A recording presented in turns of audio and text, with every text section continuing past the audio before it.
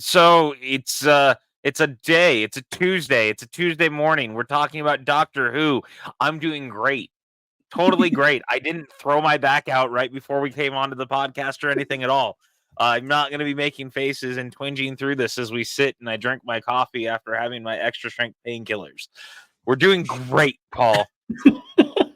Well, I'm the older one, so I'm the one supposed to be tearing my back out. I'll give you that first of all. So, what are you doing? Why are you stealing my thunder? Stealing your thunder, exactly. But hey, that's what we do here. We trap, we soldier we throw on. Our backs out. We throw our backs out and we soldier on. That's how we do things here. Unfortunately for you, I don't think that is the rallying cry for this podcast that you think it is. We throw our backs out, but fuck it, we'll do it live. Is not exactly network. Network levels of inspiration. Yeah, you're probably right, but it's all I got right now. I don't got much else. So.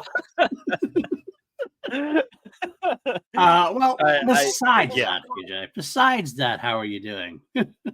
Man, all things being equal, we're doing all right.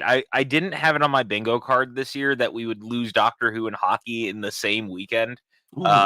Just the way that everything kind of came down.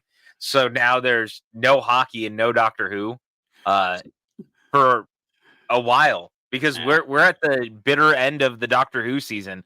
And I don't mean bitter end because I didn't like the finale. I really like the finale, and we'll talk about that. I more mean it's the bitter end of swallowing the pill that is, wait a second, we're out of Doctor Who again.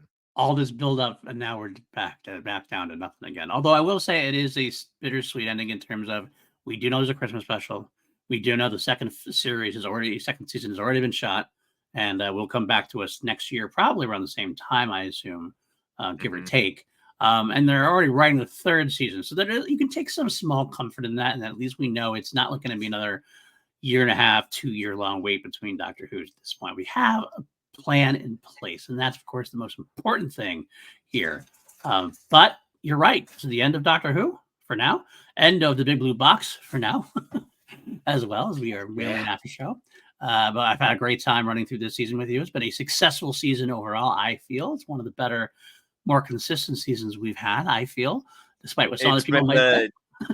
I think it's the most consistently good that the show has been in a long time. And I don't, not to beat a dead horse on the situation. We've talked about our own grievances with the Chris Chibnall era. I've talked a little bit about my frustrations with the back end of the Moffat era. So it's not like this is, new information that I'm so happy to be loving Doctor Who is like much as I am, but it just consistently was that good again. A part of that was the smaller episode count. A part of that is also just I thought the quality of the writing was really that good. I really didn't run into any episodes that I didn't love this season. It was a real treat, honestly, to enjoy an entire season as fully as I did this time around. Do I think that the 8 episode count hurt it a little bit? Also, yes. But it's funny because it really isn't actually even 8 episodes. The more I think about it, we had a full season. It's just that what happened is 3 of them are up front as the 60th specials and then a Christmas special. So really we had 12 episodes. Give or take. You know what I mean? Like we have had 12 episodes since November.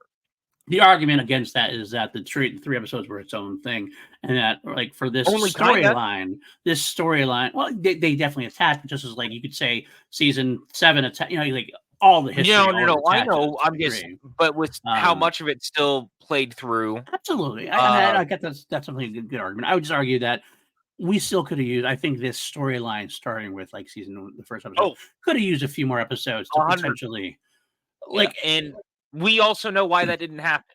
yeah, absolutely. Like, Part of and it, that's what I was sure. gonna get to too, on top of it, is that a big portion of this is because of Shooty's schedule. Right, He still had to shoot Sex Education, so that right, played a big part in a lot of the production of this season, and a lot right, of the things that kind of played out. But I was genuinely happy to just really love Doctor Who again, and I felt like we got 12 really very good episodes, 2 great episodes, 2 excellent episodes. I really didn't fall into a camp that made me feel like we didn't get good story in the last several months of mm, doing of the return of the show under Russell T Davies.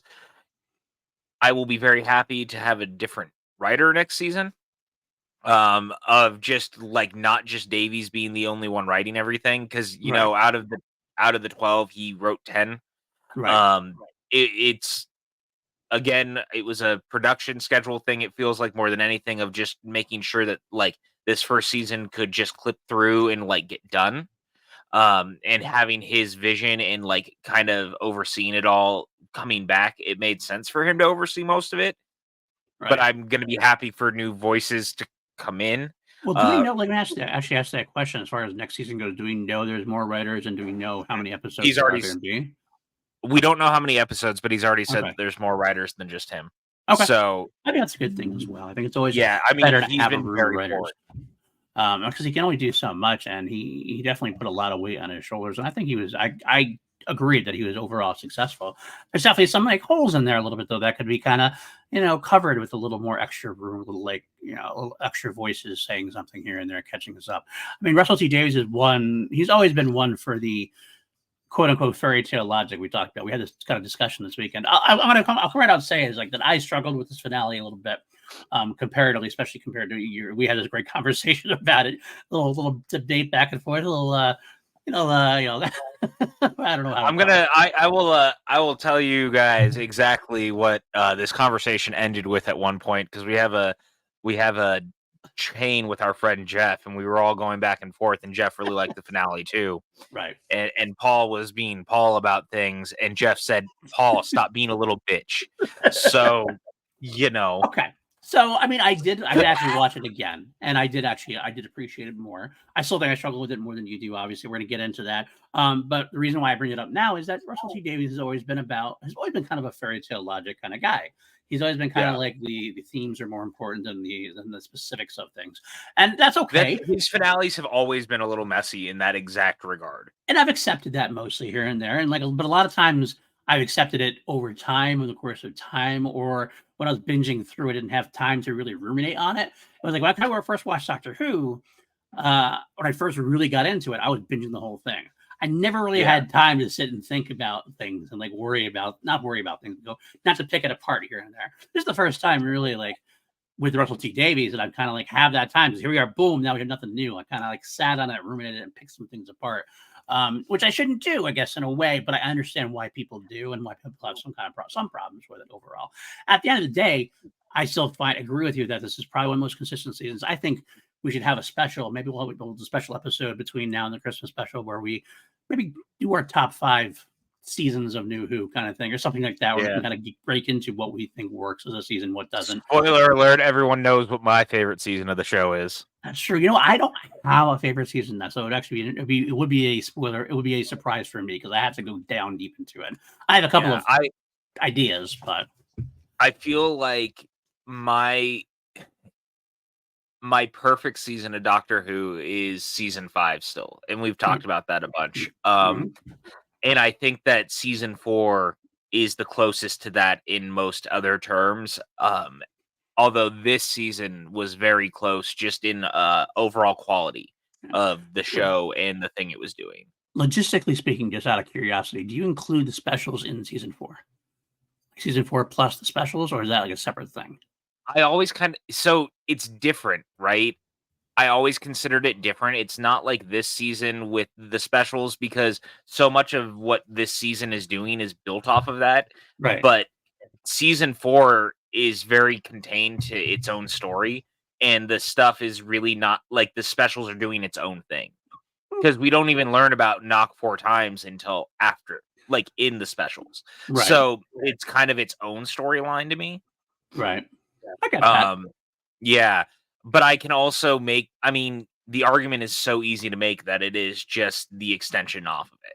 Which is why, like, if I'm And talking about both if we're can be talking true. about ranking seasons, for example, like I Yeah, couldn't rank the 2013 or whatever 2000 whatever they were 2009 whatever it was. There's yeah. those specials as its own season. But I kind of would want to attach it to the fourth, but we'll talk about that when we get to there. Oh no, Um, 100%. It's just really interesting. And so I'll say this too.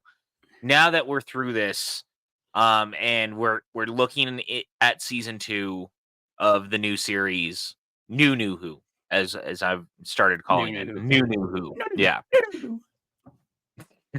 Uh, I want to thank everyone who kept listening to my idea about, hey, I'm pretty sure these 2 seasons are going to be a side A and a side B of the same storyline.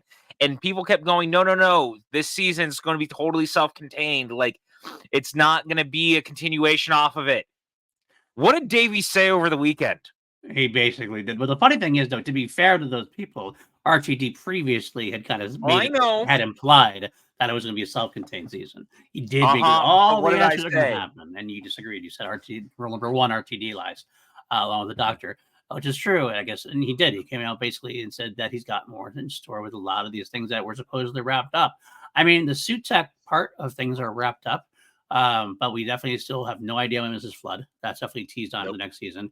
We do know from Russell T Davies that Ruby Sunday is coming back next season and that her story isn't done, which I was happy to hear because that was part of my back and forth issue with the episode to a degree. Part of it was regarding Ruby Sunday.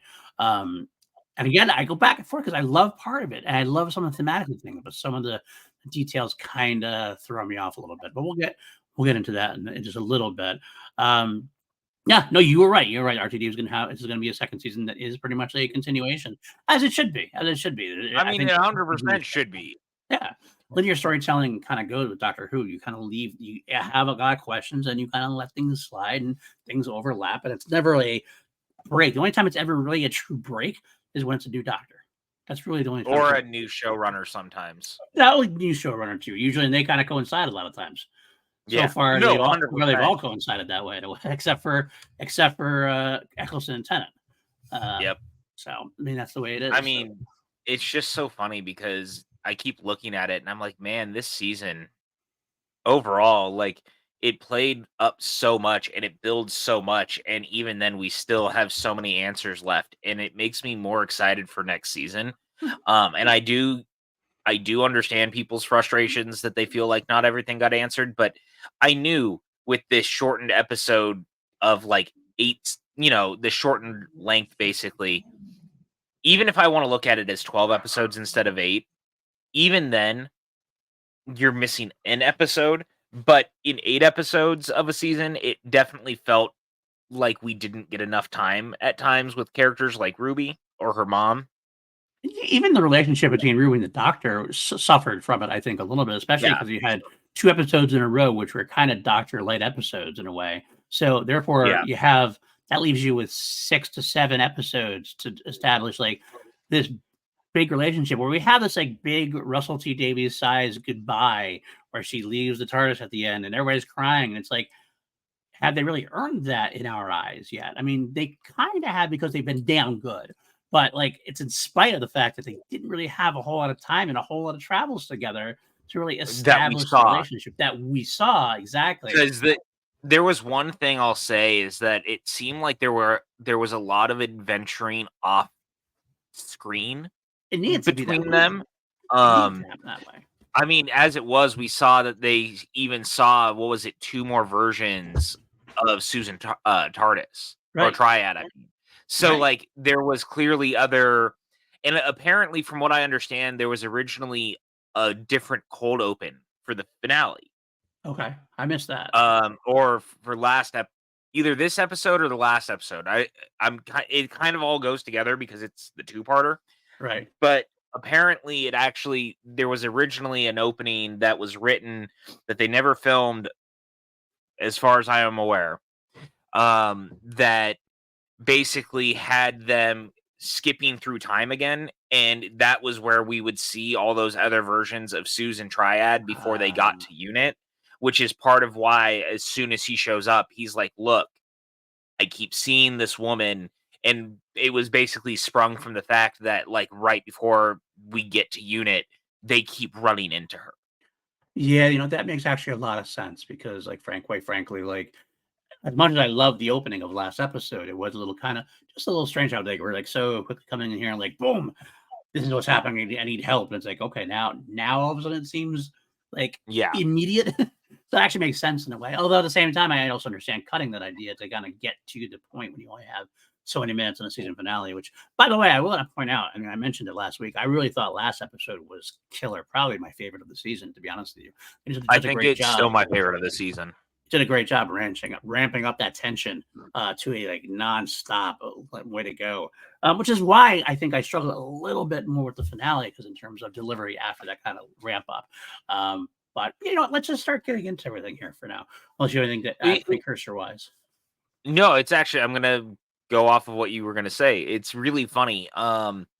So one of the things that I totally understood when we started talking about the finale, because I feel like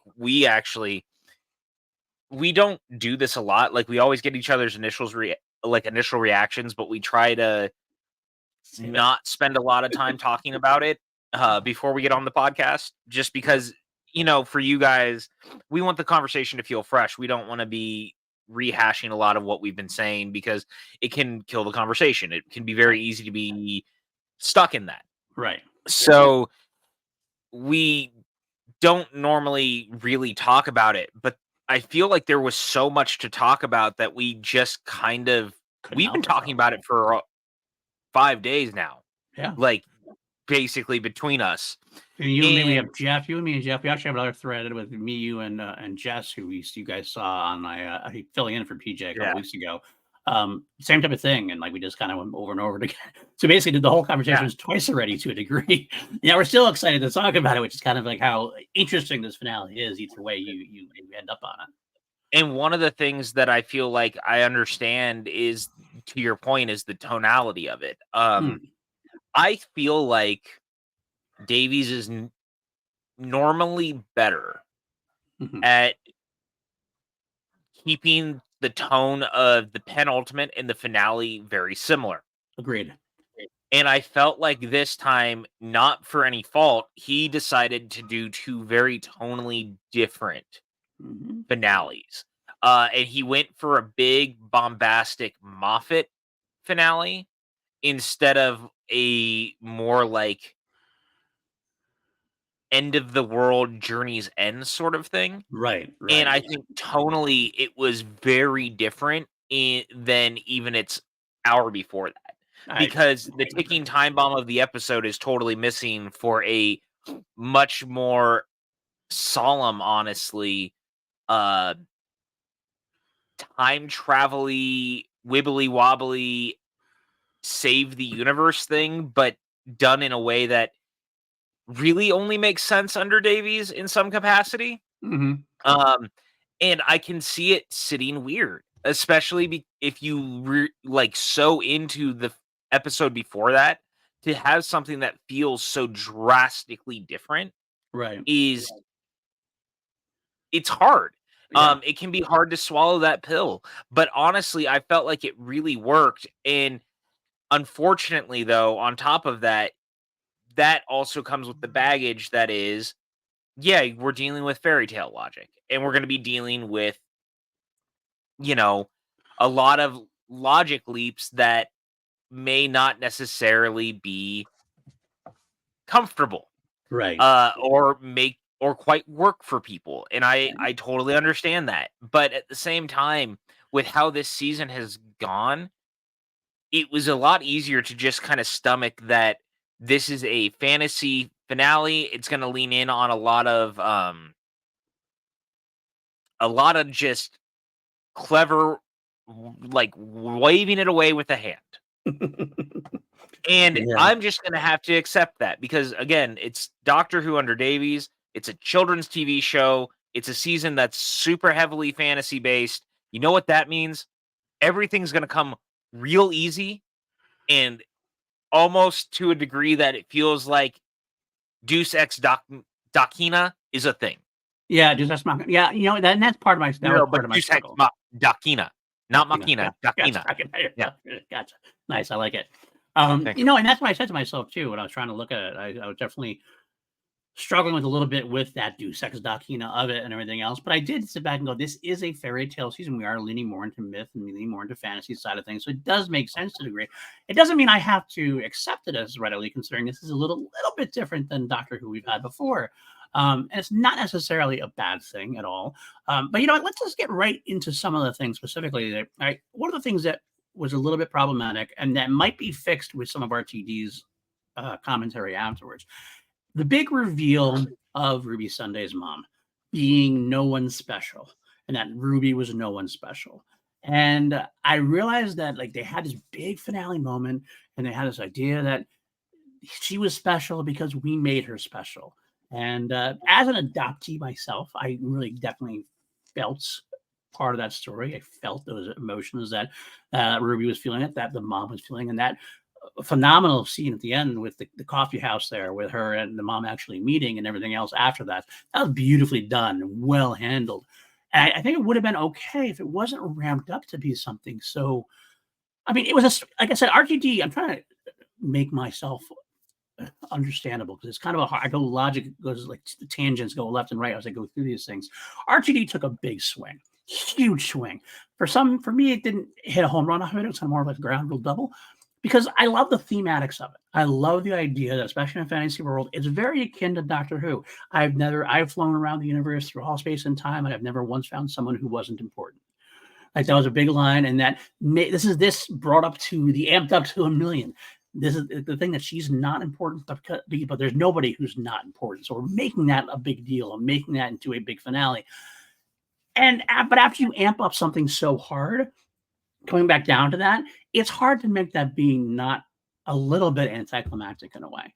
It's hard to make that not be a little bit feel like a little bit of a letdown. You got to go into it. I get it, but there's still something sometimes don't make sense, and that's the part that gets me. For example, the two things that really struggled with, for example, when we talked about one of them being, how the hell did Ruby get her name? The point to her, there's no one else around. Like, how does she get like? I yeah. I didn't love that. I think that's the cheesiest not great moment in the episode. I Right. still think and still contend that something about that Well, if I'm somebody had good. seen her, if somebody had seen her point to the road or something like that, and that's maybe the priest came out and saw somebody pointing to the road and saw like that, anything like that is makes sense would be a little bit better. But the worst part about that aspect is they kind of made that important. They made the point be important the whole time, and all of a sudden it wasn't really, except for her mom giving her a name. Okay, fine. The other part of it is the one that got me the most is the maestro. Maestro saying there's something wrong with this girl. There's this weird song in her heart. If she's normal, then what is that dealing with? I still couldn't wrap my head around that. So So maybe you can. uh the way I've understood this is it's not necessary. It all plays into exactly what you brought up of everyone like no one is not special. Like Right. everyone matters. It comes down to they're really playing up this idea that Sutekh becomes so obsessed with the mystery that everything special about her is created by Sutekh. Like in this idea that he sees her as special because they're all trying to figure out this mystery and no one can figure out this mystery, but the only person it actually matters to is Ruby. Like she is not special on a cosmic Global level, kind of sense, right? but it matters to her. Of Like all of course. this stuff matters to her, which makes it important.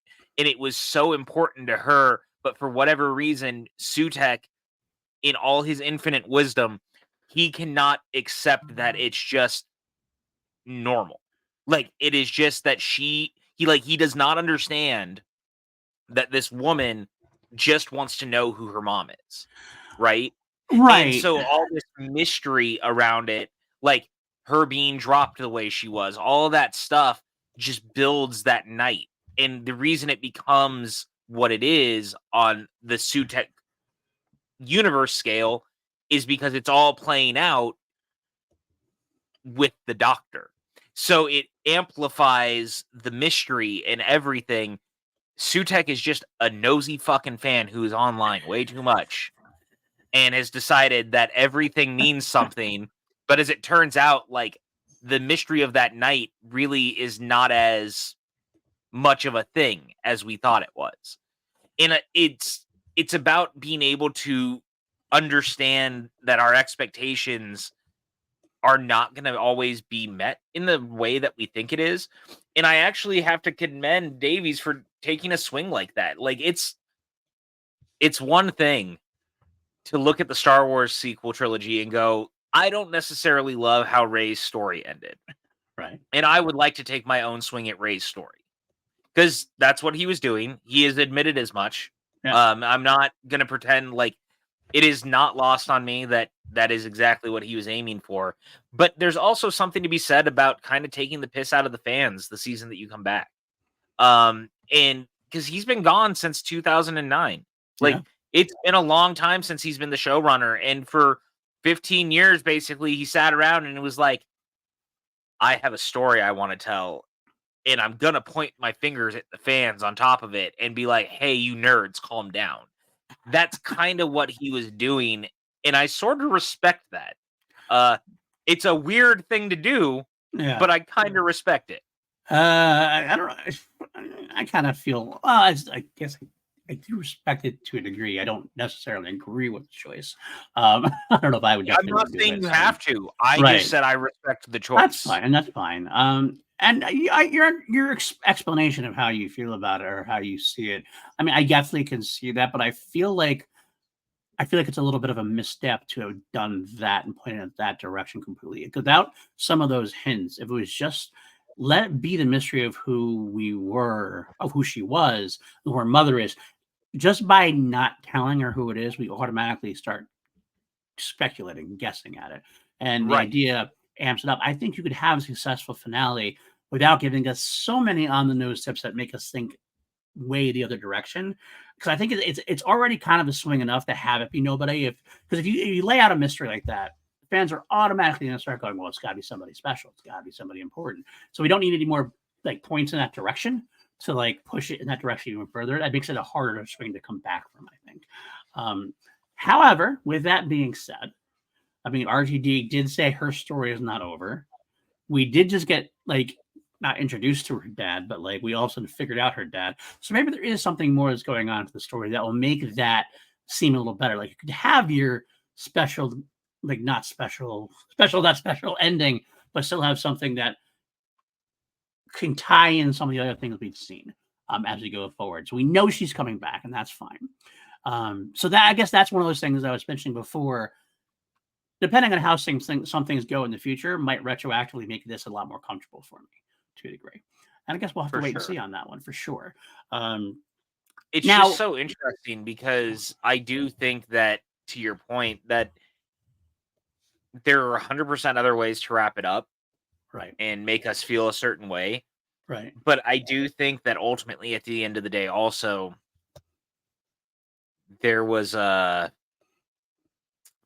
Davies very much was also trying to tell the fans in some capacity, not everything needs to be focused on the way that you want it to be focused on. And I think that he was really trying to take a swing at, again, the Star Wars of it all, but the idea that what if we did just make it that she really just had someone in her life that was not of note to the universe, right, but is of note to her.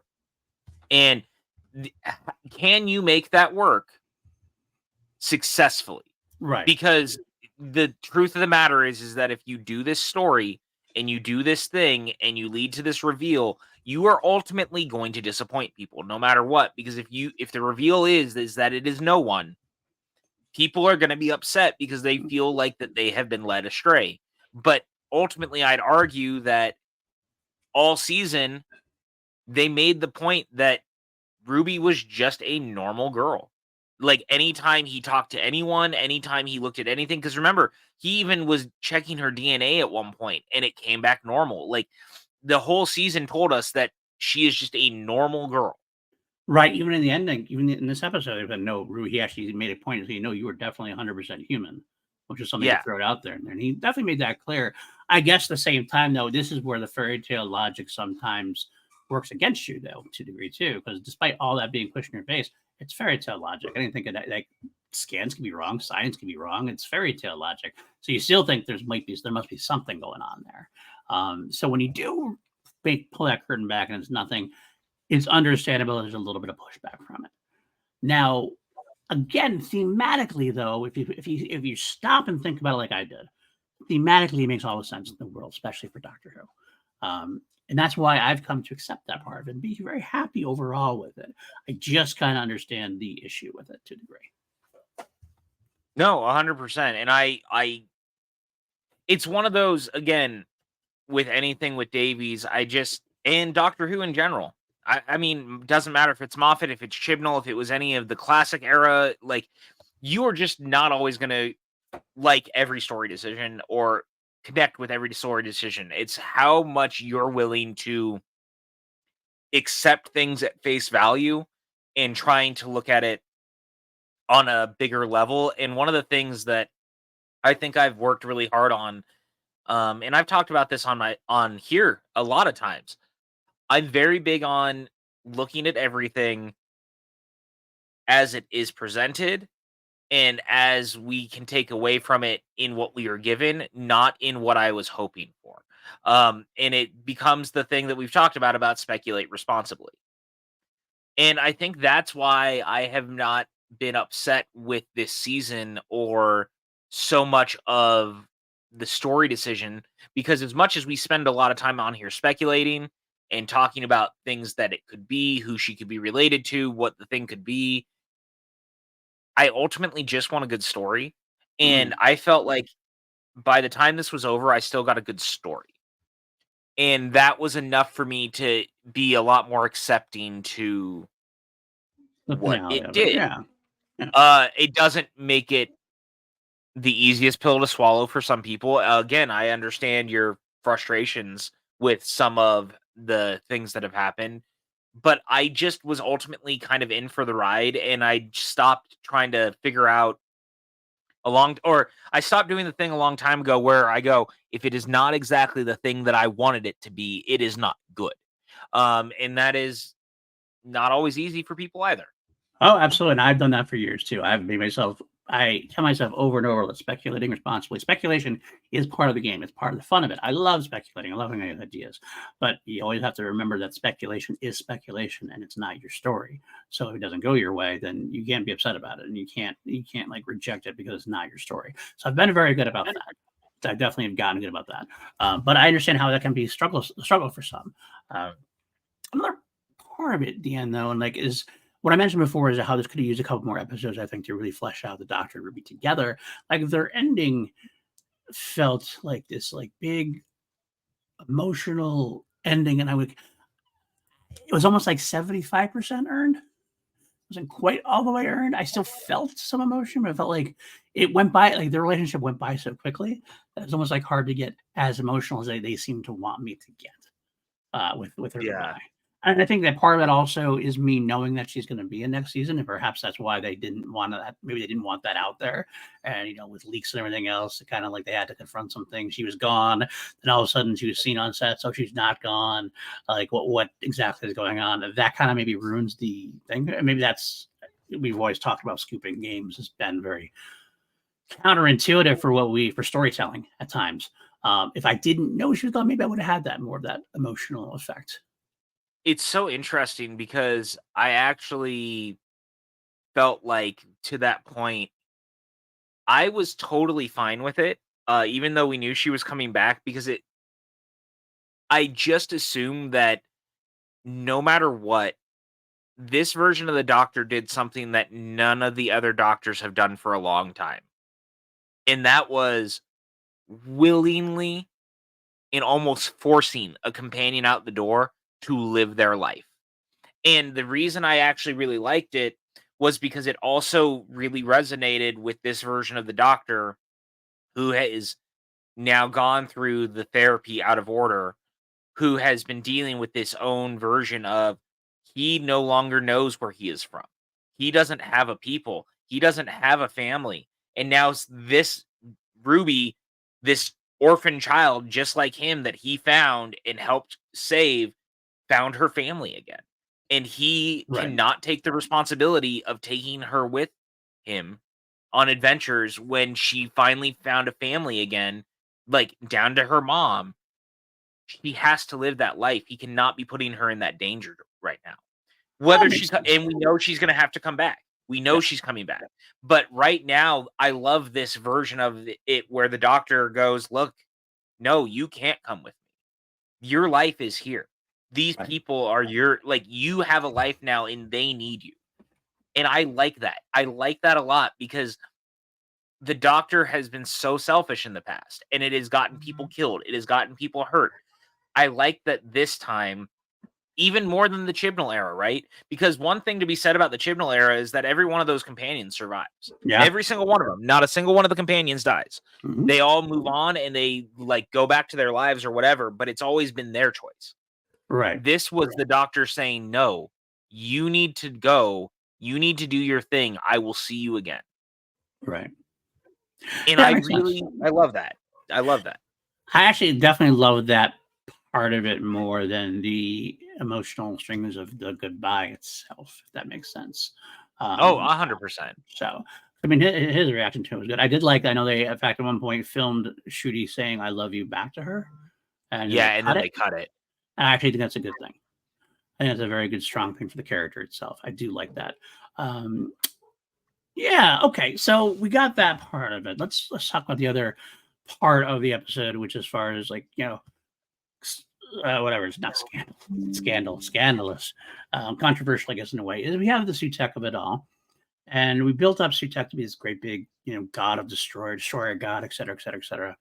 I do think the episode aired in some fashion. We talked about it. You didn't have any problem with it, but the idea that all the deaths didn't like mean anything because they were going to be reversed at the end. Understandably, that's a normal trope for Doctor Who that happened quite a bit. What I would have like to put forth is that I agree with you to a level. However, I think the Kate death in the beginning is the one I'm like linchpinning my issue with it on, because the Kate death in the beginning was extremely powerful.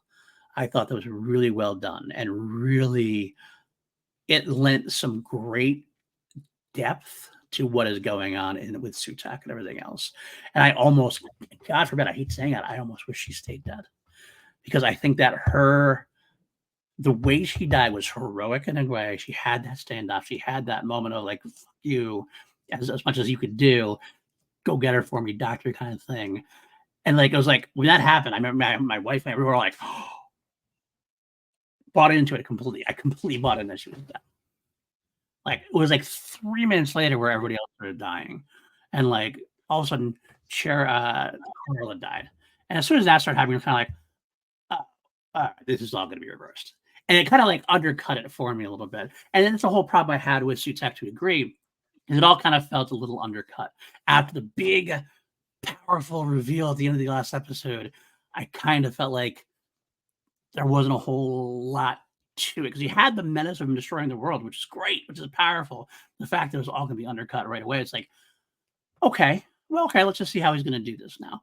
It doesn't mean it was a bad storyline the rest of the way, but I feel like if Kate's death is a little more, it wasn't have to give Kate that good a death. Like if she had just died with everybody on unit, like with everybody else, it almost would Yeah. like it would have been understandable. Kind of like, okay, I still would have seen through it, like Infinity War style. I totally would have seen through it, but it would have been like kind of like a missed opportunity there for part. And I really, you hear what I'm saying about that in a way? Oh, I do. And look, I have my own feelings on this. I feel very differently than you because I knew no matter what happened, it was going to be reversed. I looked at this was Davy's version of doing the Pandorica. Mhm. There's no world you're not going to reverse everything by the time it's over. I kind of wish that we hadn't seen everyone else though. Yeah. I think that the the montage gets bogged down very quickly for a lot of people the moment that you start showing everyone else. Had we only seen Kate give her speech and she was doing it while we were seeing quick shots of people outside, that would have been better. And then Yes. ultimately, once they all kind of realize what's happened, then you could have Ruby do the, but what about my mom? And then, him doing a Ruby, I'm sorry. I'm so Right. sorry.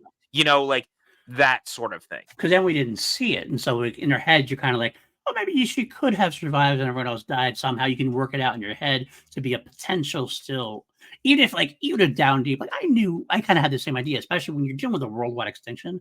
It's got to be reversed. You can't have an Earth dead. They're not going to make that kind of statement in a kids show like this. You Right. got to move forward. But it's the way you present exactly you're talking about the Kate big death that they had just had Kate die.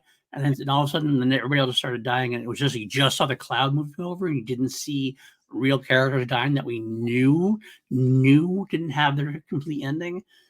That changes things up to the point where you can have just enough detachment, just enough disbelief to kind of go to let it story wise sink and let the story take you there. Instead of, like you said, when you see Carla die, it takes you out. Like it takes you out of the Yeah. effect. You're like, it doesn't mean anything anymore because we know it's all coming back. Even if we did know it, you can kind of trick yourself in a way. So Oh, yeah. 100%. So we're And actually so, more close on the same page than I thought we were, yeah. actually. But No, we are. And here's the thing. Again, it's funny because like through text we're screwing around a lot of the time during our conversation. But like yeah. the truth of the matter is I 100% understand because I think that again it became one of those things that it felt like the fantasy logic of a Russell T Davies finale, right? Mm, Um, I tend to feel like people forget that like the season 2 finale, the initial season 2 finale of the Davies run is a giant child playing with his toys in a sandbox because he finally got the Daleks and the Cybermen on screen together. yeah. Oh, yeah. This is how he is. Like Right. you look at every one of his finales and they're always big and boisterous and like wild and weird and they cut corners and they do a lot of weird things Right. because it's all about the underlying character work and growth and not necessarily about the logics of the situation. And Mm, he has always been this way. right. Right. And you're And not I wrong. get no, 100 so in that regard, I do think though that there's time to rein that in. And a Mm, perfect example of that would have been in this sometimes less is more. And I do think that you are right because ultimately at the end of the day we knew that there was no world you didn't reverse it, right? right. You're Absolutely. going to. There's no world you're going to kill Kate. There's no world you're going to kill Ruby's mom. You're not. You're just not going to do that. Not unless Doctor Who became the darkest show of all time overnight. Well, I would argue back that Kate. That's the reason why Kate was believable to me because Kate is one of those people who you could see um, become someone who dies. And here's why. Because to me, she's a character who's a long-term character. She's not never a star. She's just kind of popped in here and there. She has legacy to her. She's important enough to be an emotional stake without being important enough that the series couldn't do without her to a degree. Like that's why she's at like right at that pure level where her death actually makes sense to work in a way. I don't want to use I death as a am crutch and that sometimes happens. But I feel like if you were going to go that way, if you needed something, a death to really level the stakes, she's one of those characters that I could believe could be used in that fashion. I don't disagree in some capacity, but where I push back is that yes, I agree with you, but Okay. I think if you're going to do that, it needs to be done in a way that feels like there's reverence for the past Hmm. and her father. I Right. think that if you are to do something like that with that character, ultimately the villain who does the deed needs to be someone that even the brig couldn't have stopped in Mm. the past with the doctor. And that's why like the Sutekh of it all, Unit is really not involved in that story, right? Like Mm. it's 1911 that story is taking place in and we haven't even gotten to any of that part yet. But I don't think Kate dies unless you do something in which it's pulling on strings of the past in which her father was also involved. It's one of those because I think the doctor then also feels guilty for a lot of reasons for that happening. And I think that you build the story off of that. But again, had they done it the right way of not showing everyone getting dusted, I think it still ultimately has the same throat grab. And then when you do the montage of people coming back, then you can show everyone who had been clearly dusted off come back, but you didn't have to do Davies loving Endgame and the Star Wars sequels, but trying to do his own version of both in one is arguably one of the most fascinating things I've ever seen. Yeah, no, that's very true. Absolutely very true. Just to lay down another reason why, just for example, the idea that I think I bought Kate more even more in some episode because I feel like they built it up really well. In the last episode, we had that moment between Kate and the doctor. Like it felt like almost like you could look back at that as like a goodbye. I talked about it with my father all the time, and she was, I'm pushing joy with you, and it was like almost like a goodbye without a goodbye. Like so, she would have gotten that last moment. And the idea that she's had unit up and about, and she's like giving unit jobs left and right. Let's be honest, she's giving unit jobs to Sue at the end of this episode. She's getting jobs like Donna, to, whoever. She's got that whole thing going. That unit could last without her. So it felt like it was like a setup for a goodbye. So when it happened, I was like, oh, this makes sense. So I was emotionally invested in that, and I guess that's part of my problem. Is I got so emotionally invested with that idea that once it was pulled out from under me, I'm like, oh, I'm not happy. Don't get me wrong, I'm happy to see Kate alive still. I'm happy to see Kate be able to come back for more. I think I think it's too early to kill Kate anyway. Just I feel like it just finally got to the point that Unit actually feels like Unit the team. Yeah. And Unit the family. And so I'm very glad that, we didn't end up wasting her just yet. But I could have also seen the idea of doing it. Right, absolutely. Okay, so I guess can I bring up real quick that in absolutely that one of the best things about this finale for me, speaking of family and all of that, I loved all the stuff with the remembered TARDIS and the TARDIS team, and I loved Mel being so involved. Yes. Preach, brother. Yes. I gotta say, man, that whole thing for me is that I love the show, and I kind of brought it up last week, but I'm starting to love that the show is fully kind of embracing and bridging the two, what seem to be two very separate eras, the classic era of Doctor Who and the new era of Doctor Who. Yes, they've all kind of pulled into the back in the past, and they've bridged the gaps in some ways, but it still felt like there was a lot of disconnect. Not in a bad way, but just the show continues to march on, and that's what it is. Well, I was going to throw in there. I'll interject real quick. I always felt the New Who era always struggled with like incorporating classic Who. Almost felt like they didn't want to incorporate it, like or didn't do it the right way. Show. Right. It was kind of like almost they were afraid their audience weren't going to get it because they just came in 2005. Right. And they've done that for a long time. You're 100% right. And Davies even said as much, I think. Like if he talked about it initially with the 2004 season, was part of why they did that and had no callbacks is they were really afraid that no one would understand or know. That's why they were, even with Sarah Jane, they were so hesitant to pull that trigger the way they did. And that's why it's really like the only full callback that season, right?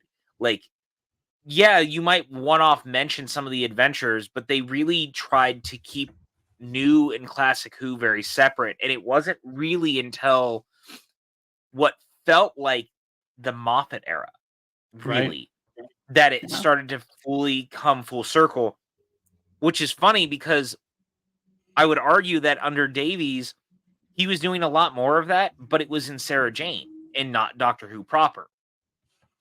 Because the Sarah Jane adventures was using Brig and the Trickster and like tying back to a lot of classic Who stories, and it was great and it worked. I mean, they had Joe Grant in it. They did all sorts of stuff like that.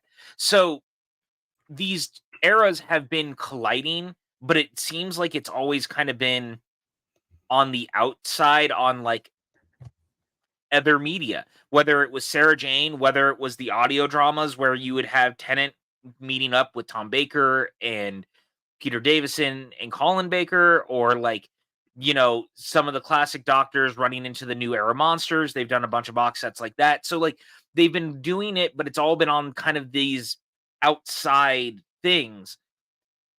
This really has started to feel like they're really trying to flip it. And so bringing in the Remembered TARDIS, bringing in the Celestial Toymaker, having footage from those episodes within the episode of the Doctor remembering the thing and really Yeah, starting to like bring that stuff together has been such a breath of fresh air in such a fun and interesting way. And I agreed. really love that. I fully agree with you 100%. It encapsulates the history of Doctor Who and I don't want to use the word baggage. That's a negative terminology of it, but the whole effort, it's all one program, and the weight of that is part of what makes it so special. The connectivity of 60 years worth of television. That's phenomenal. So you should be using that for you. I mean, it's the same reason why sometimes continuity can be effed, because 60 years is a long time to keep continuity together. Which is why it's a great device to have the timey-wimey of it all.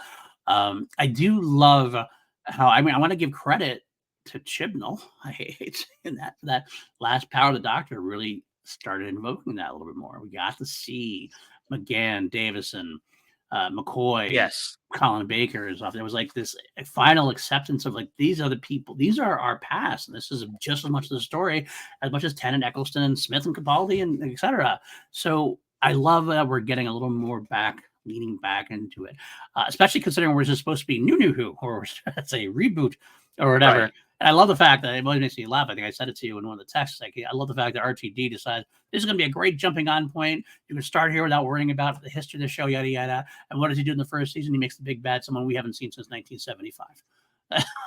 Yeah. It's a great effort for him.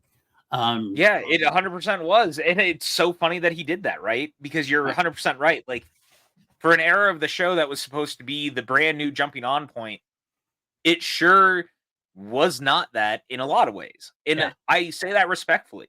Mhm. I say that in a, God, dude, I'm just so happy that someone's kind of finally embracing that stuff. I mean, honestly, one of the best things Moffat did during his era was bring back the original versions of the Cybermen, or Yeah. doing little things like that. Like they've done a really nice job now as the two worlds seem to really be linking.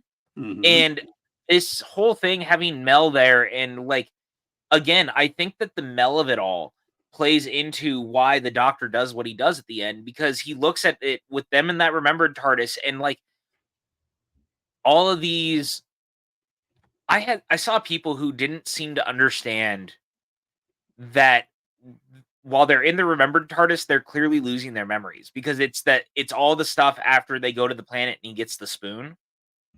Mhm. And they're in the TARDIS and they're losing their memories. And I think that the Doctor really is trying to keep Mel and Ruby calm, and he's trying to explain to them what's going on. And people were like, "Well, why did he say that that wasn't him in the TARDIS?" Well, I don't think he even remembers that, like, that is him. They are people who traveled in the TARDIS, because at that time, that is what he knows. That is what he remembers. And he's watching Mel turn cold and die in front of him, and he doesn't want to do that to Ruby again, too.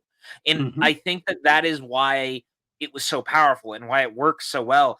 The building of the remembered TARDIS that they have been using for Tales of the TARDIS has been such a interesting thing anyway. And so for it to actually play into the season the way that it did, Davies was right. He told us that there was going to be a payoff for what the remembered TARDIS was, and sure as shit, There it was. really was. Well, I think in his interview, I didn't get to see it. I read kind of clips from it. He said basically, he brought this was written, the memory charts were written for here, for this episode, Yeah. and then he did that. Out of that, he's like, this is kind of cool to do it. We could do a whole Tales of the TARDIS kind of thing from it. And that's what makes it so special. I love going in there and seeing all the Easter eggs. I mean, we were doing the Leo meme the entire time. 6055. Oh, Yep. that's Vinder's Yep. cell phone. Oh, that's Handel's. Oh, that's Yeah.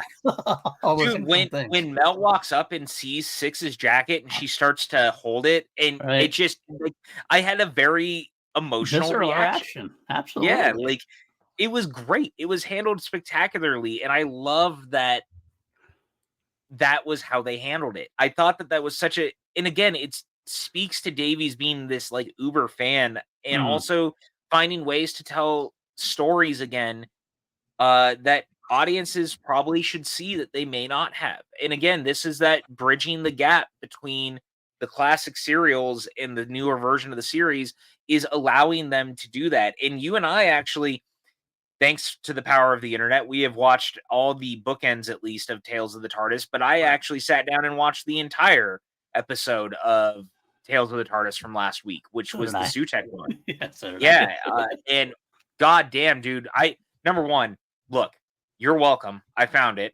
I found a way for us to watch it. I felt like a pirate. Arr, out on the high Arr. seas. But man, I gotta say, on top of that, it had been a little while since I had seen Pyramids of Mars. Me too. I really liked this cut of the episode. It was 20 minutes shorter than it normally was, so it was very streamlined. Yeah. I know that the idea is to try to pace them similar to like New Who. Right. Things are shot how they're shot. There's not a You real can't way to change do that. that. Yeah. Yeah, they tried. I give them credit. They tried. But that is an all-time serial, and I loved that we got it. I love Yeah. that we got to revisit it, and I love that within the episode, we see where it took place. Mm-hmm. Like, I kept wondering how that we were gonna explain how Ruby and 15 would be in the memory TARDIS. You know what I mean? Like, Right. and where does this fit in? And it's like, no, it's literally directly in the middle of the episode. In the middle of the episode, right? Yeah, absolutely. I love that Uh, too. I love that aspect of it. I think I hope we get. I actually hope we get more integrations with that. Although I hope it goes on Disney Plus as well. But that's something else to be said. well, and I think you're right that we almost need it to. Yeah. Because I think it's a good way to continue to bring back some of the classic serials and some of the actors. Because, we had Davison Baker, Colin Baker, and Sylvester McCoy, but like I would love to see them get, say, McGann. Yeah. I would love to see them get, I don't know, any of the different companions who Mm-hmm. might still be around, who might be down to do it. Right. You could get so many different people to be involved if you wanted to. The idea of getting one where we actually get Susan to come back could be super interesting. And you could get David Bradley to be the first Doctor in it if you Mm-hmm. really wanted to do that. Like, Yeah. or if you wanted to do it where it's 15 meeting with Susan. Like, Right. there's something to be said about those kind of toys to be played with. So I love that this is now a thing that we can use I moving agree. forward. I agree. Although that last combination there, I think that's actually can happen to the main screen. I can't see that not happening on the main Oh, episode. 100%. I just more mean the use of the memory Memory TARDIS TARDIS, or right. remembered TARDIS in Right. general. Okay. There's more ways to do that. Gotcha. Okay, that makes sense. Yeah, Because, that's definitely like, something look, that's gonna happen. McGann cannot. There's not a lot you could do with the McGann one, right? Right. But there's a world to use the remembered TARDIS to have McGann in the show in the Mhm. same capacity. Because again, the truth is that we just have this version of the Doctor who has only had a TV movie and 2 one-off appearances. Like, Right.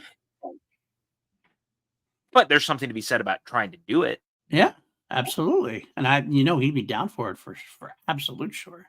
Mm-hmm. So I mean, I'm all for it. I'm all for it entirely. A great way to do it. If you want to expand out like RTD wants to expand out, this makes a lot of sense to do it that way. And hopefully we'll go. Hopefully we'll go with it. It'll work out. So let's see. Anything else? But I loved that. I'll say this too.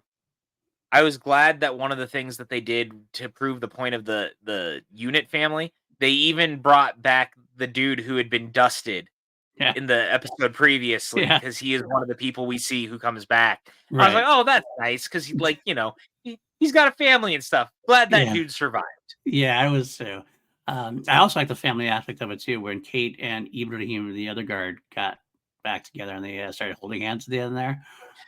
Yeah, I was like, "That's something. Kate What's got up? her guy. That's about that. Go, Kate. Go, Kate. Or go ahead. Go guard. Actually, I think about it. Yeah. So that I did like that aspect of it as well. Bringing it back to Sutekh in general.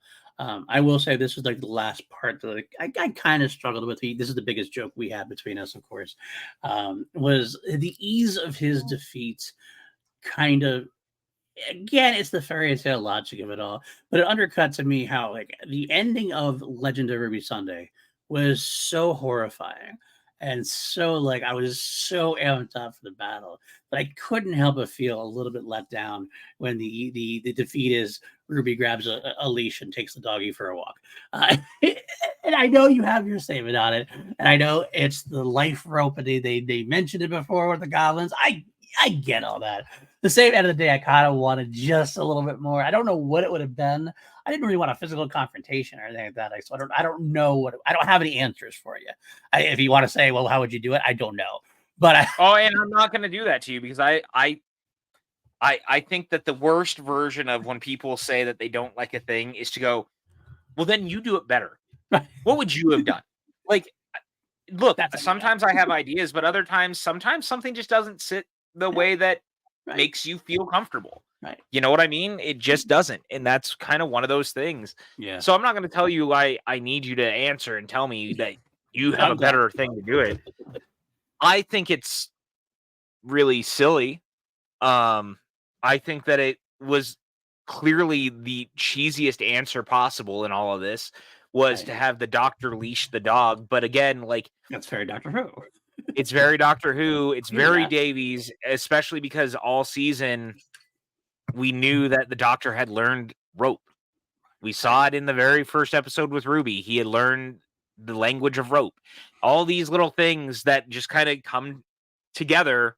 And again, all because of that one night. The one night that Sutekh, being this obsessed fan that he is, has decided means more than anything. And as it turns out, it didn't mean nearly as much of anything other than to Ruby. And I still really love that. I love that this angry god was just so blinded to like being obsessed watching for so long that this is where he drew the line. Like, this dude's been traveling with the Doctor. As it turns out, Sutekh is the world's longest companion, by the way. Yeah. He's been with the show since, 1975, as it turns out. Right. Which I think is super fucking funny. But the more I think about it, it's like he watched Clara. He watched Rose. He watched Sarah Jane, and he watched all these different companions, Ace, Mel, all these people at a time, Adric, all of it. And this is the one. Ruby is the one that gets him caught up. Right. In my head, when I thought about it, really quick, I want to say, he was evolving. They talked about him evolving, so I think he was kind of not necessarily awake during all of it. He was completely evolved by now, and that's why Ruby. Oh, see, I much rather believe that he was watching the entire time like it was a soap opera. I love the idea that Sutekh was watching it like he was watching General Hospital. Like every time he was like, "Oh my god, are you kidding? The Master has a new face? What?" I love to believe that is what Sutekh was doing the entire time. Well, that's the thing. I was like, if I believe that, which I love that concept. I like, and Ruby's the one that makes stop, like with everything going on with Clara, and almost that didn't spark you up. That like that's what kind of like. I mean, I don't know. It's all fairy tale logic at that point. I did like the cartoon I sent you, the Dr. Rivers spending 27 years under. Oh yeah. Also, it's like. Yeah. But that's why I love it. Yeah. It makes me happy. Like, it's just it's funny. And look, yeah, they leash the dog, but here's what I'll say. I actually really like it though. And I told you this. I genuinely think that it led to what I consider one of the darker moments in Doctor Who. And that is, to me, that it makes the Doctor become the monster, because ultimately he leashes Sutekh and drags him through the time vortex and is like letting him dangle and strangles him out there and is letting the thing die. And then instead of allowing Sutekh to get into the TARDIS and like protect him, he closes the door and clips it and leaves him out there. And I just think that that's so powerful and so dark, down to the point that the Doctor goes, now you're making me the monster. Right. And I really, really appreciate that. Is it a little cheesy getting there? Yeah, sure. I get it. But I actually think that it shows that the Doctor is also not above still doing dark, mean, awful things for the sake of humanity and Right. the universe at large. And I kind of dig that. Is it done again? Not necessarily done in a way that people might have anticipated, but I like that it plays that way because it also rings a little bit to 10, and no more second chances. Right. That's Yeah, the that kind of person that I am. definitely rang clear to me as well. And I want to throw it out there that I loved that. I did actually love that part of it. The whole Yeah. once the TARDIS flying around and him dragging along. I dug that for exactly the same thing. Shooty got his doctor moment. Shooty got his like speech. He hasn't had that real doctor speech, but this was pretty close to it. At least he declared he was a doctor, and he is turned into a monster and everything else. I did like that aspect. It was a very scary moment, a very powerful moment, a very earned moment to a degree. Luckily, you had the Tom Baker episode to kind of like also lean in on that a little bit, so you felt even more earned. This second time through with him, if it was just the first time you met him, it might not have been as much. But I agree with what happened, and I do think that it works very well for Suji to end like that. Getting there, I could have felt a better way to do it, but I don't know what it would have been. I don't again, and I don't blame you at all. And I hear what you're saying, but I think ultimately it did exactly kind of what I needed it to do. Right, Um, again, your mileage may vary right, because it's the accepting of what is Doctor Who, what are the rules that the show plays at, and what is the rule that Davies plays at with this type of stuff. And I didn't find it any more inconvenient than a lot of the weird stuff that he has pulled over the years. Because I mean, do we remember his season 3 finale where he shrunk David Tennant and made him look like a baby gnome thing that he got put in a cage by the master? yeah, that was pretty Because silly too. yeah, like again, it's not unlike Davies to do these sort of things Right, that are weird and strange and oddly choiced sometimes. right. Um, He's I definitely digress. far more thematic than he is uh, Logical. logical. Yeah, exactly, and that makes sense for Doctor. And it's okay for Doctor Who. Honestly, that's what makes him one of the better showrunners we've had. Obviously, so yeah. At the end of the day, I overall accept it, but I definitely have some moments with it for sure, for sure. And it makes sense. I get it. It doesn't ruin anything for me, but I also do find it easy because Doctor Who, because Right. children's logic. There's one big thing we haven't discussed yet. And that's Mrs. Flood.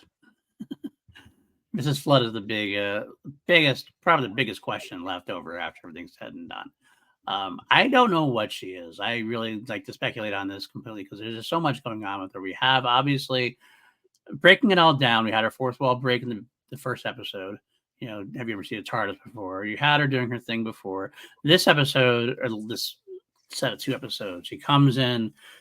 Seems like she's a Sutekh person as well, like a Susan Triad type, and she's giving warnings. But then she gets dusted like everybody else, which seems weird. She's dressing like all different companions. She's dressed like Clara. She's dressed like Romana at the end of this episode specifically. She breaks the fourth Yep. wall again, of course, in a very twisted way. I thought that line delivery by Nina Dobson was phenomenal. A traveler known in this time and space, known as a doctor. I'm sorry to say, his story ends in absolute terror. Yep. Who is she? I need to know. I need to know who she is now. I really don't. I have some guesses, but I really don't have a lot anymore because I'm so of many minds of right, who the character could be. Um, there's been parts of me that have wondered if it might be a new version of characters like the Ronnie, like almost as a running joke because we all keep wondering if Ronnie's going to come back, right. and like it would be just like Davies to play the long game of people want the Ronnie to come back, and this is the Ronnie coming back finally. Um, there's a part of me that thinks it could be the meddling monk, Mhm. because we haven't seen the meddling monk in a very very long time. Or it could be revealed that it is just someone that is a Time Lord or Time Lord adjacent type character that we just have not met, but is keeping close eye on the Doctor for some reason. I feel like we're getting a long play return to Gallifrey thing again. I feel like Davies is about to undo the Gallifrey again all over. I think he might have to in a way. Kind of like That's what I mean. Like, because I feel like every few seasons, someone involved in New Who brings Gallifrey back only to take it away again. right. So I feel kind of like we're heading towards that something time. like that. It's Yeah, that time. and I kind of wonder if that is a part of it. Is that whoever this is watching before the Doctor goes and tries to bring Gallifrey back or something? Because it's only a matter of time at this point. Right. Right. I mean, their possibility I'll mention is kind of I got kind of take it back a little bit is something to do with the Doctor as well. We know that Davies has said outright he's not going to retcon Timeless Child. Right, which I love, by the way. Which I'm happy with. I mean, I don't think you should retcon anything. As if you're given the story to tell, you should go with it and go along with it, and take command from it, or take direction from it rather. I think that we have come to the decision. Now, this is you and I have had discussions with others as well in the universe. Some people I don't know if they want to be named or not. We'll just get the speculation out there. I don't want this as a spoiler or anything. It's obviously a speculation, but it feels like we are being set up to believe that the Doctor himself is part of the Pantheon.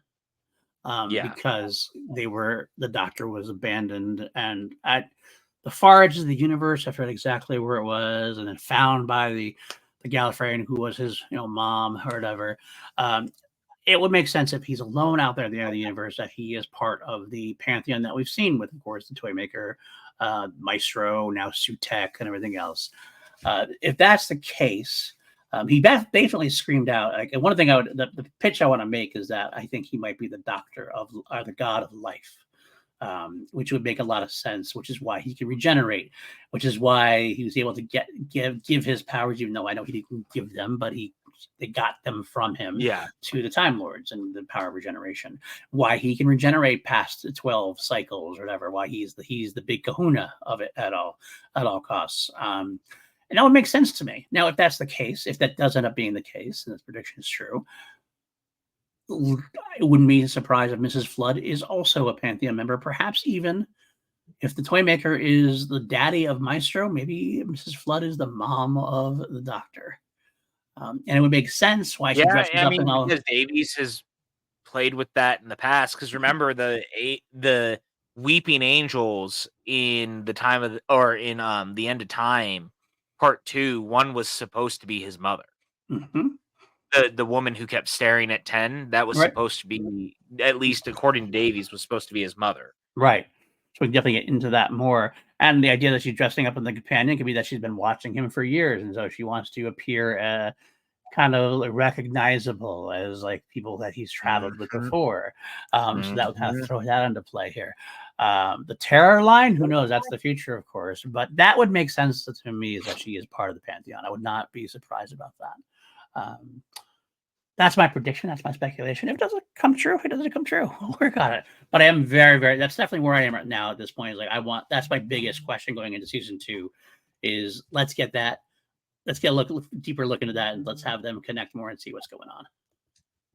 Yeah, honestly, I'm really curious. And again, I think the fun thing is the speculation, but also I think you and I are both totally willing to be like, whatever Davies does, Davies is going to do, and we're okay with whatever the answer is. But I love being able to just sit down and speculate sometimes too, like I think that this is a lost art, as it were. People get so mad and so caught up in when things, I brought it up earlier, when things aren't the way they want it exactly to be. Right. But I kind of love us just sitting here going, who could she be? Ooh, what if she is a Pantheon person because she keeps breaking the fourth wall? Like, I kind of love the idea of that. Right. There's so much to it. And I have to think that we're going to get all those answers next season. I really do believe, even more so than I already did, that next season is going to be part 2 of this season, in that everything should be responded to and answered. Because as it is, the first 2 seasons were the only 2 that were officially commissioned. They might be working on season 3 right now, but Disney and BBC have not commissioned anything yet. Right. Disney could get out of it, and BBC could just move forward without Disney if they wanted to. We really don't know a lot about what has gone on with Doctor Who for Disney at this point. Yeah. I think it would be a mistake for Disney to give up on it now, and this was a weird time to get into the show for them. I'm still not quite. I'm glad they did because I love that we can watch it so easily. Right. But I do think it was a weird time for them to jump back in because, as it turned out, it was not nearly as clean cut as it sounded. Right. Absolutely. And you're still building a global awareness off of a thing that has been around for a long time. I don't think that this was perfectly the season for that. So I really don't know how the ratings went, but now it's much more globally able to be watched, at least, which is very cool. Right. They would be smart to write it out. No I think matter they the should rating too, being because high you or low. can, especially because like at this point, like let's get to the point where the rights for all the shows and all spin-offs can be under one umbrella. That's the key there. If you have classic Who, new Who, Torchwood, Surgeon Adventures, Sarah you can Jane. put them all together under one Whoniverse umbrella for Disney Plus. That's going to make you money, because the reason why the Doctor Who seasons have been very successful, being streamed on Amazon, being streamed on Max or whatever it is at this point. There's a thing. If you get them all together, you will get a bigger Doctor Who fan base, even if they don't love the new Doctor or the new season or whatever you want to say. They're going to come back for the classics. They'll come back for the older stuff, and they'll want, like, oh, I wonder what Torchwood was. I never got to see Torchwood. Let's check that out. And it really would add to the Simpsons is the most watched thing still on Disney Plus to this day. Right. It has been since it was added on. Just like when FX was its own thing, it was the most watched thing on FX. People love putting on comfort television. Friends, Simpsons, Seinfeld, Doctor Who. Doctor Who fits that, and if you can get everything into one place, that allows that to happen. Agreed. That is why it's been so successful over in Britain, being able to have the Whoniverse on their BBC iPlayer. The fact that that was not rolled out across the world is crazy. It is 2024, god damn it. Like, this should not be that hard. And yet in America, Doctor Who is on 3 separate streaming services. One is the classics, like Tubi, or what is it? The BBC streamer that you can get on Amazon Prime. Right. So the two of those have classic Who. Max has the new Who, and Disney Plus has new Who. Right. That doesn't take into account that Sarah Jane and Torchwood are nowhere in that, although I believe both of those are on Max now as well. Oh, are they? If I'm remembering correctly. Okay.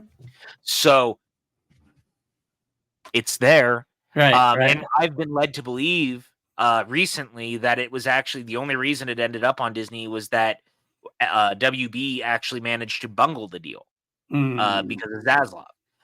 And originally it was supposed to continue on WB on Max, and somewhere along the way, so Disney said yes. Right. The point of the matter is that WB isn't that interested in actually holding on to any of that stuff and doing it. I would offload it. But, what are you going to do? Well, the BBC's smart. I don't know exactly how that whole thing works. Obviously, Max might want to keep Doctor Who, but whoever has the rights, BBC has the rights, they could move it to Disney after the recent whatever the contract's terms are at this point. Now, if HBO decides to add a lot more money to it, that might be a hard decision for BBC to make. Hopefully, Disney will make at least the same or ballpark figures to get them all under one banner, which would be, of course, the smartest thing for them to do. You can build everything together and make that inclusive. And because anybody who watches classic Who or new Who might be inspired to watch the more new Who at that point. Anybody who came just to start the new Who, they're definitely going to go back and watch the classic stuff. I guarantee you, if Pyramid of Mars was on Disney Plus, that would have got a big spike this week or whatever. I'm sure it would have. It makes sense to do that way. Feed each other, 100%. Keep feeding each other in a way. So, I'd just be very curious if that gets resolved over the next 2-3 year or so. Because I feel like there is a world, especially in, again, this Tales from the TARDIS thing is a perfect example of, I can't believe that we never got those in America and that you and I had to go pirate them just to watch them. Ridiculous. That's crazy. It's 2024. So there will be a world where eventually, even in America, it will end up under one banner. It's just a matter of when how, and who pays for it. Exactly. That's the biggest thing is the money, to be honest with you. All right. Yeah. Anything else we want to discuss? I think we broke down pretty much everything. I mean, I'll finish up by saying, if there anybody had any issues with the episode, it definitely wasn't for the performances. Shruti and Millie nailed it like they always do. So beyond that, I think, yeah, everything was pretty good overall. He's solid. If for me, a little wobble in the knee landing of a great jumping off point from last episode. It's still and to your point, like, I get why people feel that way. Felt very much like a Davies finale to me. Take that for what you will. Your mileage may vary. I loved it. I had fun with it. I think the first hour is stronger than the second hour, but yes, I still thought overall it really worked. I thought Sutekh was a great villain. I'm very glad that they brought Sutekh back. I thought that it said a lot of big things about the show moving forward. I thought it said a lot about this version of the Doctor, and I felt like it really became the encapsulation of everything I've wanted Who to become over the last several years. And I loved being able to see some of the Tom Baker footage within the episode. It really just rang true to how much this is one collective series, one collective continuity. Yeah, it's messy, it's weird, it's wild because there's 61 years worth of history, but it landed with a bang for me. Totally worked. I have got my own quibbles about certain things, but ultimately it was about the journey, and I enjoyed the journey, and I'm very much looking forward to the Christmas special in next season. Yeah, same with me at that point. For me, it was more the destination than the journey, but we still have a similar overall ending thoughts about it. And I too cannot wait for the Christmas episode and for next season as well. I think we got a good place to go. I think it was a strong season, and I think it's in good hands moving forward. Especially if we get some more writers in there. I can't wait to see our new companion as well, and the return of Ruby Sunday when she does. I wouldn't expect her to come back until a couple episodes into the season, but I think it's going to be a fun season, and I'm glad we don't have to wait forever like we used to. So that's going to do it for this week's episode of the Big Blue Box with PJ and PLD, and that's going to do it for the Big Blue Box for a little while. We'll definitely be coming back for the Christmas special in December. And I think you'll see us pop up every once in a while with a special. We'll kind of have an inspiration to do something maybe in between our Two Mediocre White Dudes on Films franchise. That might be the way to do it. Do a franchise, and then do a special Doctor Who Big Blue Box, and go back and do a next franchise kind of thing as things go. If only I could get someone to listen to the audio dramas more, this wouldn't be a problem. Yeah, where can I see those? Oh, it's right. Okay. Fuck you. How dare you? How dare I? That's right. Yeah, so that's going to be it for this week. Next, we're actually going to take July off for Two Mediocre White Dudes on Film, a little bit of an earned summer break. As we have been going nonstop, and PLD Projects has been going nonstop for sure. So we will return in August for the John Wick franchise and Two Mediocre White Dudes on Film. We'll do all 4 John Wicks, and then we'll go into a Nightmare on Elm Street saga, which I can't wait for. The last of our big 3 of Freddie, Michael, and Jason. That's what we're going to do there. And I got a lot of other stuff going here on the channel. Holy Snokes, every episode, every week, we have an episode of Holy Snokes, a Star Wars podcast, myself and Maddie Gunner. Then we got, of course, my Crown Jewels Queen show every week as well on my sister YouTube channel, all the same on the audio side of things. And review, we got a episode every other week for that. Me and Lego into the 2009 version now. And yeah, that'll do it for us, folks. PJ, where can you find you?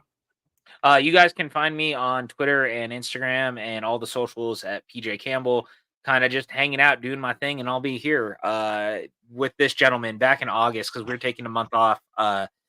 We both need rest. There's been a lot going on, and now that we are through the Big Blue Box, we are going to be taking a hiatus to bring back Two Mediocre White Dudes on Film, where we'll be talking about John Wick. So I'm very much looking forward to that, but I'm also looking forward to a little bit of a vacation, a respite, if you will. Yeah. At Paul_GCU on Twitter.